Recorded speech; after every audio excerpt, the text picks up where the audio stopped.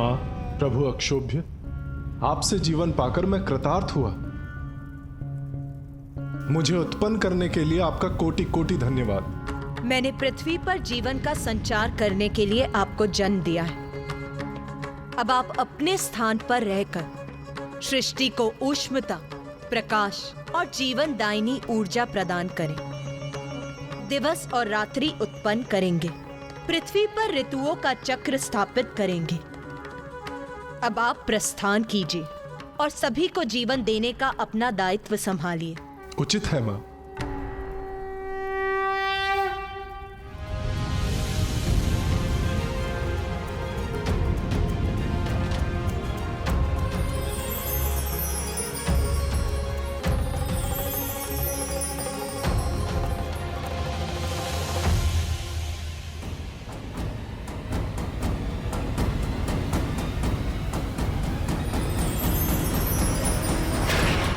माँ, सूर्य देव से ही संसार में प्राण शक्ति उत्पन्न हुई, जिससे प्राणियों का जीवन आरंभ हुआ, और ये सभी आपकी ही लीला से संभव हो सका है माँ।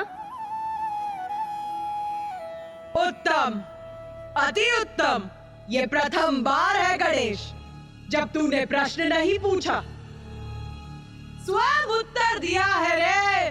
किंतु माँ, मेरे प्रश्न अभी समाप्त नहीं हुए। ज्ञात है मुझे, ज्ञात है।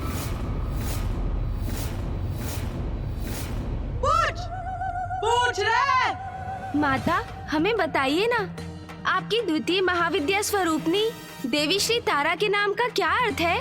क्या रहस्य है इसके पीछे माँ? तारा अर्थात जगत को तारने वाली।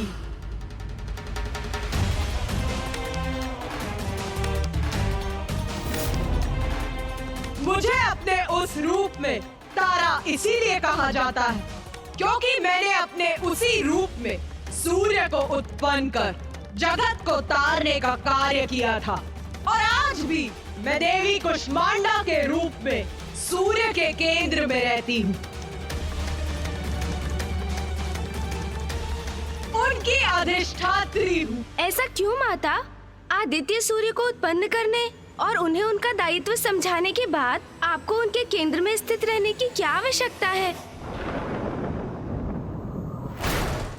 आदित्य सूर्य को उत्पन्न करने और उन्हें उनका दायित्व समझाने के बाद आपको उनके केंद्र में स्थित रहने की क्या आवश्यकता है? क्योंकि सूर्य की शक्ति का स्रोत मैं ही हूँ रे। मेरे बिना उनकी ऊर्जा, उनका प्रकाश मंद पड़, शांत पड़ जाता है। सूर्य सृष्टि को जीवन प्रदान करते हैं, किंतु उसका कारण भी मैं ही हूँ रे।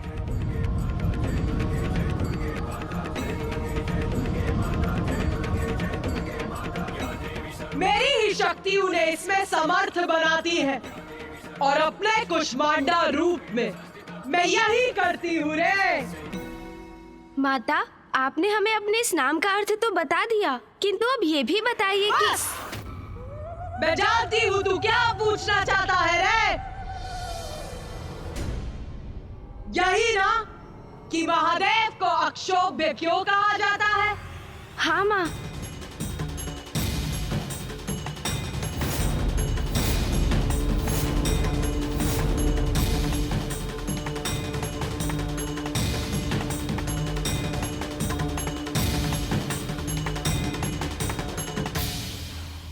अक्षोभ्य अर्थात जो प्रत्येक अवस्था में शोभ्य रहित रहे, और महादेव तो सदा अक्षोभ्य ही रहते हैं। हलाहल विष का पान करने के बाद भी व्यथित नहीं हुए वो, सदा शांत रहते हैं वो। और ऐसा इसीलिए संभव हुआ क्योंकि कष्टों को तारने वाली देवी तारा के रूप में मैं उनके साथ रहती हूँ। मैं समझ गया माँ, आप जिनके निकट रहती हैं, उनको कोई क्षोभ नहीं होता, वो सदा अक्षोभ्य रहते हैं। तो माँ, क्या इसी कारण सूर्यदेव भी प्रशांत बने रहते हैं? तब स्वयं समझ गया तू। वास्तव वास्तव में तू बुद्धि का देवता है रे। उचित कहा तूने। सूर्य सबको जीवन प्रदान करने के लिए सदा तपते रहते हैं और स्थिर भी रहते हैं, और अपनी स्थिरता से सबको प्राण शक्ति भी प्रदान करते हैं। माता, मेरी भी एक जिज्ञासा शांत करने की कृपा कीजिए। यदि सभी माता से इसी प्रकार प्रश्न पूछते रहे तो अवश्य ही माता कुपित होकर हम सभी को एक साथ दंडित करेंगे।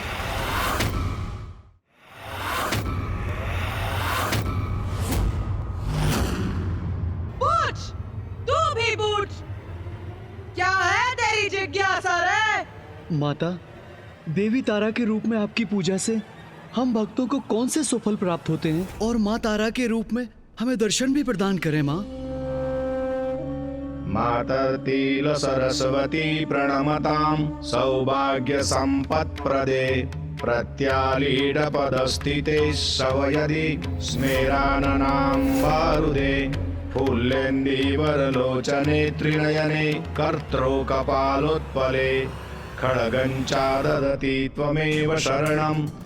मेरी पूजा करने वाले भक्तों के शत्रुओं का नाश होता है, उन्हें अद्भुत वाक शक्ति का वरदान प्राप्त होता है, और मेरे इस रूप के भक्तों को भी देवी काली के भक्तों के समान भौतिक सुख भोग के साथ साथ मोक्ष की भी प्राप्ति होती है।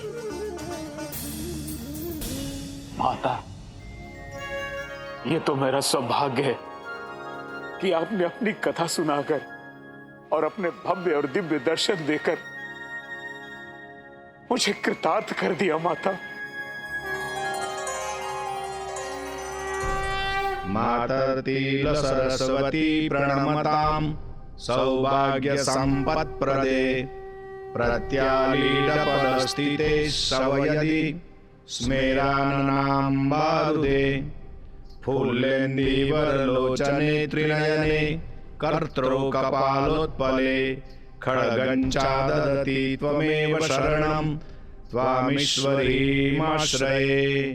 तारा च तारिणी देवी नागमुंड विभूषिता ललजिह्वा नीलवर्गा ब्रह्मरूपधरा तथा नागांचितकटी देवी नीलांबरधराधरा नाम नामाष्टकमिदं स्तोत्रं य पठति शृणुयादपि तस्य सर्वार्थ सिद्धि स्यात्।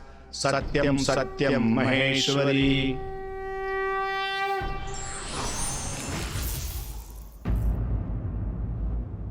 माता, आपने देवी श्री महाकाली रूप में पृथ्वी का निर्माण किया, फिर माँ तारा के रूप में सूर्य देव को उत्पन्न किया। जब पृथ्वी और जीवन के स्रोत सूर्य दोनों की रचना हो चुकी थी, तो आपकी तृतीय महाविद्या की क्या आवश्यकता थी? पृथ्वी, सूर्य, ये पर्याप्त है क्या? मैं कुछ समझा नहीं माता।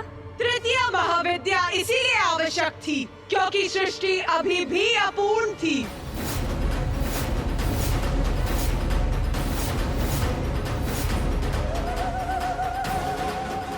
माँ की तो प्रत्येक महाविद्या बहुत ही अद्भुत है।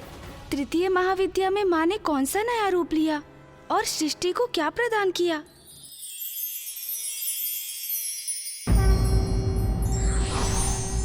पूर्ण को अपूर्ण बनाने का दायित्व भी ईश्वर पर ही होता है, इसलिए बार बार उन्हें विभिन्न रूप में आना पड़ता है।